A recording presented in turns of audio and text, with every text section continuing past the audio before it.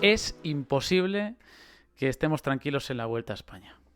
Lo tengo asumido, de verdad. No sé por dónde empezar en el día de hoy.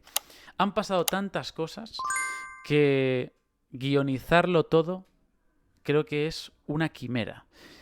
Y creo que vamos a tener de cronología de los hechos para poder tener un orden más o menos establecido de lo que podemos hablar en un día como el de hoy. En un videoanálisis como el que os estamos ofreciendo, esperemos que cada día, como siempre os digo, aquí en La Vuelta con Clavijo, el nombre más original probablemente de las secciones que haya en YouTube. No obstante, y ya fuera bromas, os damos las gracias por el apoyo que nos habéis ya brindado desde el primer vídeo, con un montón de likes, con un montón de comentarios. Por cierto, dejad el vuestro también en este, no lo olvidéis, que os leemos, ¿eh?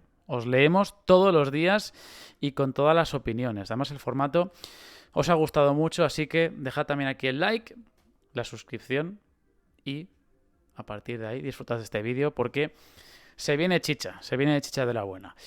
¿Por dónde empezamos? Pues como os he dicho, por el principio, ¿no? Una perogrullada, pero es que tenemos que irnos hasta la salida en Mataró, donde yo particularmente he tenido la fortuna de estar.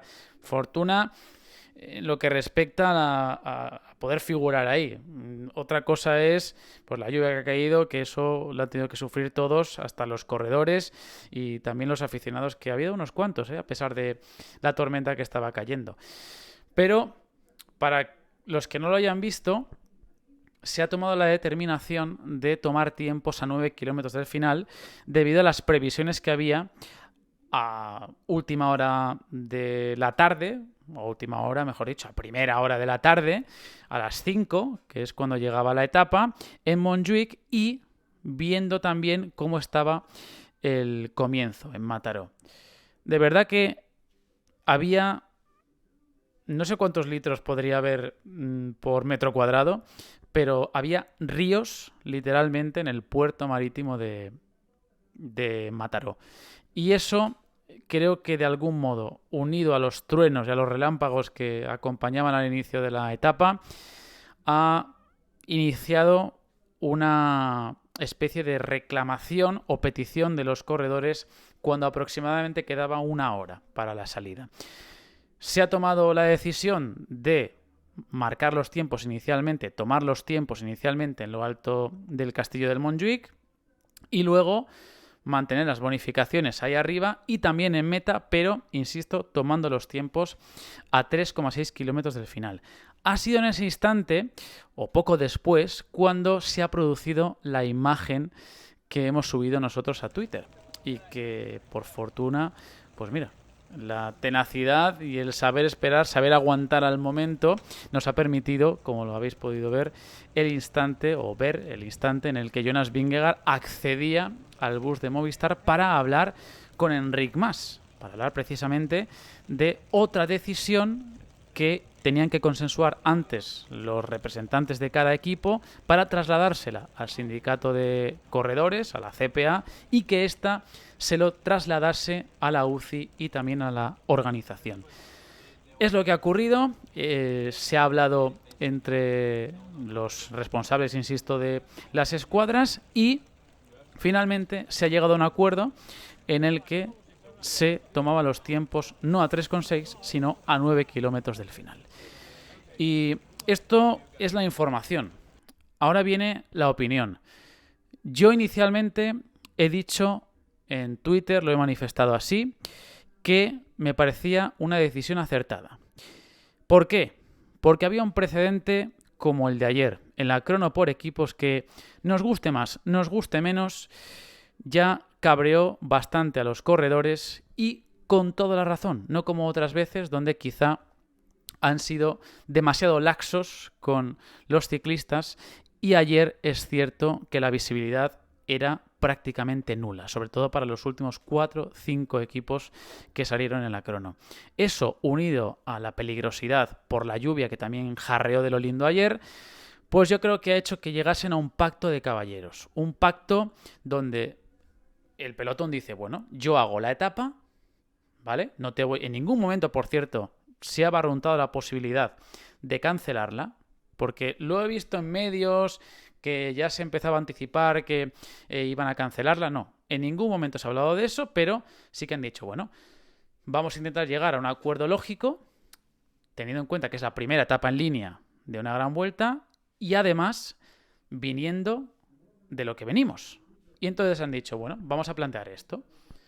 Ha llegado a un supuesto consenso y digo supuesto porque yo no sé si Vingegaard ha hablado con todos los representantes de los equipos o solo con los que podían estar más afectados por esta decisión.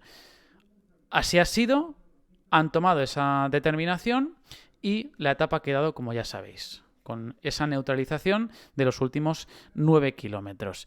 Pero manteniendo las bonificaciones, que esto sí que ha sido un poco más llamativo porque abría un poco la veda a que los favoritos o aquellos intrépidos que lo quisieran intentar buscasen los 16 segundos que había de máxima renta, digamos, o de máximo botín, tanto en lo alto del castillo de Montjuic como en la línea de llegada. Yo, honestamente, creo que ha sido una decisión que ha estado muy condicionada por lo que vimos ayer. Y a pesar de que luego se ha visto y se ha comprobado que era perfectamente practicable la llegada, tengo que mencionar algo, que yo creo que es la primera persona que lo va a hacer. Antes de la llegada de los corredores, y vosotros lo que veis mayoritariamente, es la imagen de televisión, por supuesto.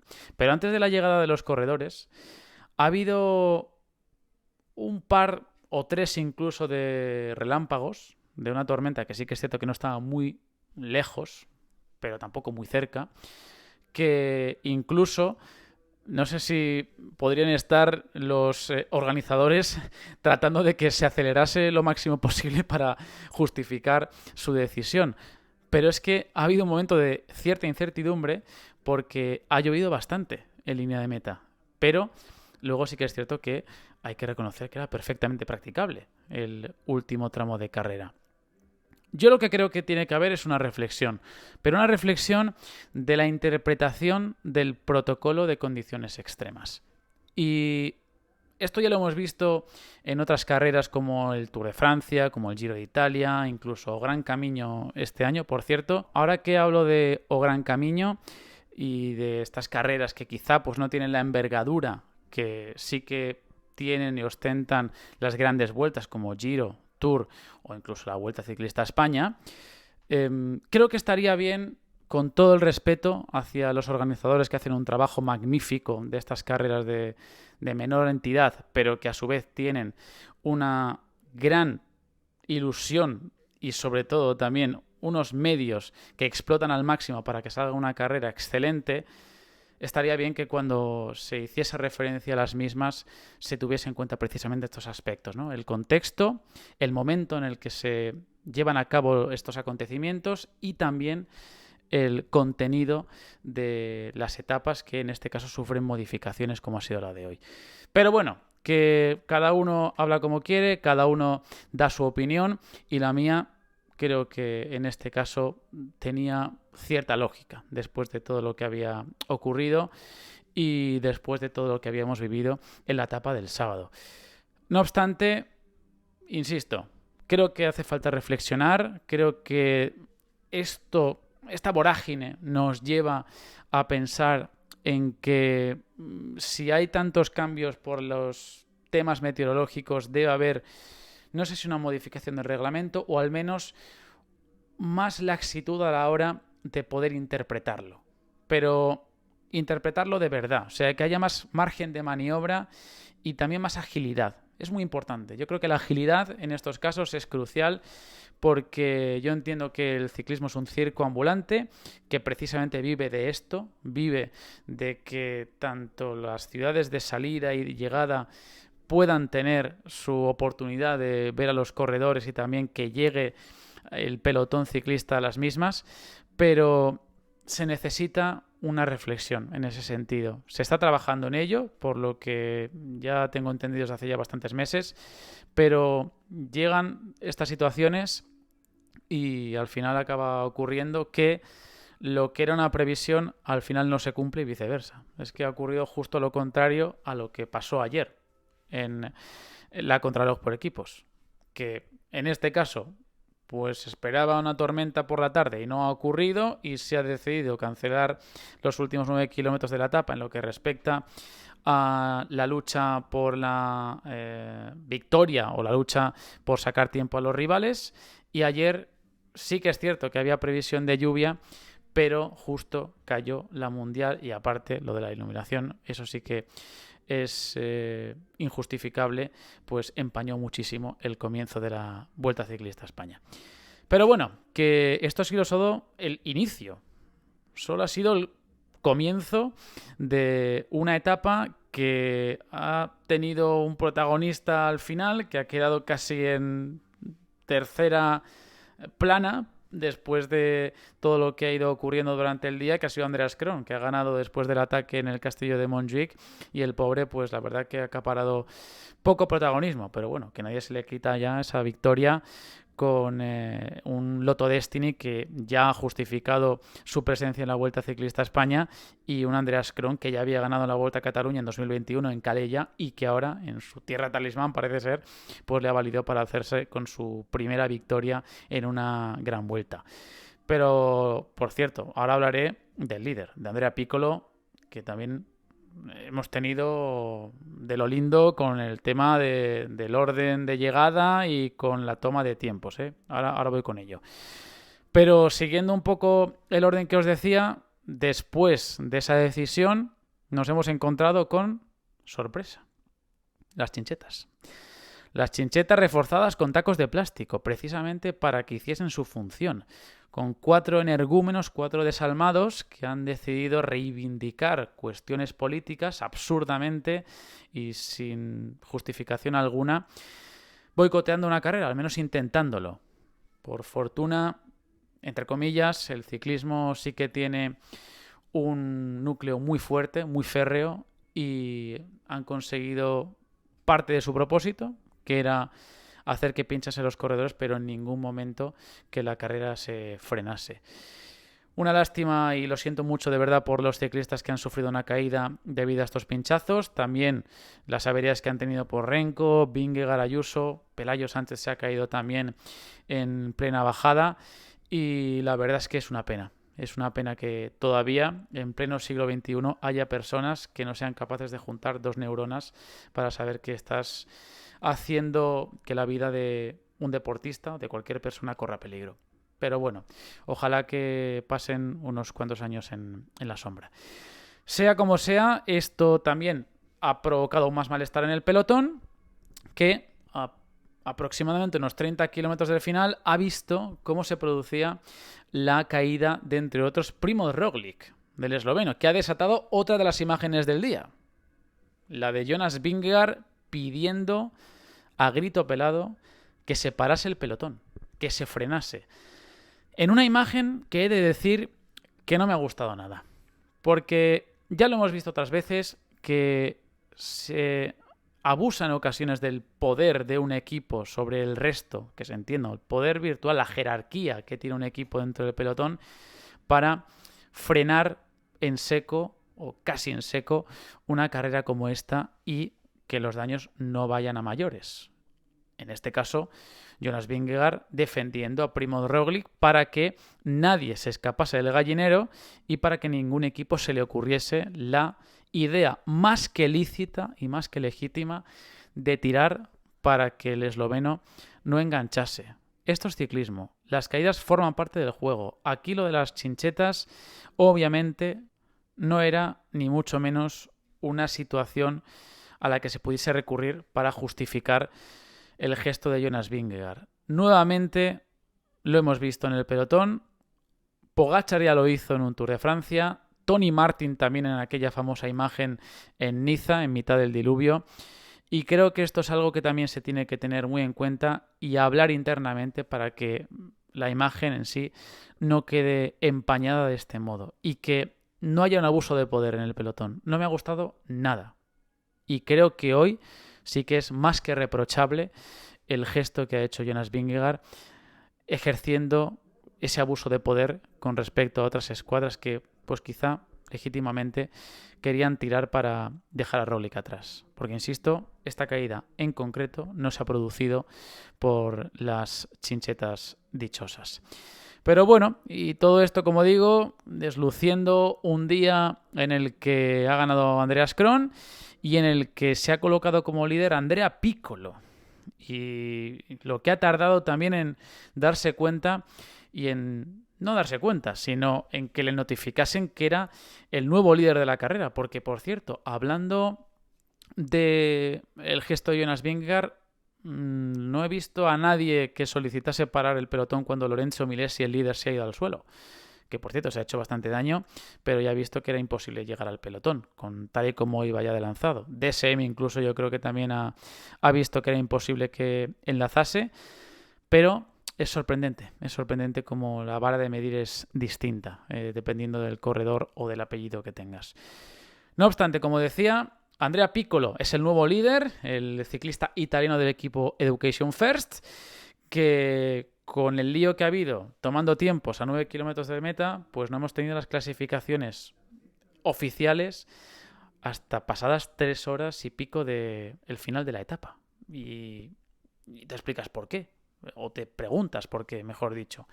Y de repente ves un vídeo de Raúl Banqueri en Twitter en el que un comisario está pidiendo que por favor le enseñen el vídeo a unos aficionados que habían grabado el paso de los ciclistas por ese mismo punto. Con lo cual, yo de momento lo digo presuntamente, pero no sé si es que ha habido un fallo técnico o un fallo en la toma de tiempos o no sé qué ha podido ocurrir, pero es sorprendente que ese recurso, no sé si finalmente ha servido para dirimir los puestos de arriba en la clasificación y al fin y al cabo todo el orden de paso del pelotón, o si realmente ha sido algo anecdótico, pero no deja de ser otra imagen que aún empaña más un día nuevamente algo caótico, muy caótico en la Vuelta Ciclista a España. En fin, que vamos a intentar pasar página, a tratar de hacer borrón y cuenta nueva, porque es que mañana llega un día muy importante. Llega la primera llegada en alto, valga la redundancia, el primer final que va a servir como test serio para los hombres de la clasificación general, que por cierto, Javier Guillén ha hablado a propósito de lo que ha ocurrido durante todo el día, dando explicaciones de que aquí pues no se improvisa nada, de que la Vuelta pues obviamente no esperaba la situación del sábado, ha hablado a Radio Televisión Española y ha dejado caer que ayer les sorprendió la falta de luz, que no se esperaba en esa situación, obviamente, si no, no lo hubiesen hecho, y también un poco haciendo alusión a que no hay nada que se deje al azar, sino más bien todo lo contrario, que siempre hay una previsión dentro de un orden lógico. Bueno, hay que cada uno interprete sus palabras del director de la Vuelta Ciclista a España, que recuperaba sus declaraciones porque también ha dicho, en torno a los posibles rumores que había en torno a un cambio en la etapa de mañana por la previsión que había, porque a priori incluso podrían caer algunos copos de nieve, ha dicho que, vamos, que salvo una hecatombe, salvo que haya un temporal, salvo que haya un problema que realmente obligue a cambiar el recorrido o modificar la etapa, no va a haber ni mucho menos los cambios que sí que hemos visto en el día de hoy. Que por cierto, estaba mirando para allá, que tengo ahí la chuleta con las subidas que tenemos en el día de mañana. Que es lo que nos vamos a centrar ahora, con esa etapa que acaba en Arinsal, que arranca en Suria y que por lo tanto estrena los Pirineos, con el paso por Ordino, esos 17 kilómetros al 7,7%, se corona 21 kilómetros del final, la bajada y la subida ya a Arinsal con esos 7,7 de media, 7,7% de media, 8,3 kilómetros y máximas que alcanzan el 13%. Como he dicho, se espera fresquete, se espera una máxima de 10 grados y una mínima que creo que ronda los 2-3, así que cruzamos dedos para que sea un día normal, para que hablemos de ciclismo, para que hablemos de puro deporte. Y aquí lo seguiremos haciendo, en el Maillot, en la Vuelta con Clavijo. Que no os cuento mucho más, que no es poco, ya os he aburrido bastante. Nos vemos mañana, si Dios quiere. ¡Chao! Cada vez que miro para arriba, este corazón sin salida se quiere salir de tanto esperar.